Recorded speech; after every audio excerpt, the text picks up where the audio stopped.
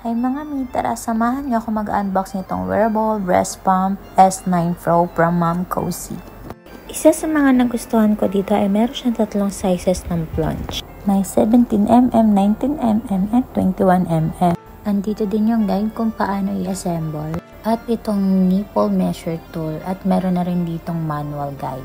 Dalawa na pala yung breast pump na nandito sa loob. Meron siyang pump motor and milk collector. Every each ng breast pump ay may kasama na pala itong charger. Kaya hindi na kayo mahihirapan maghanap pa.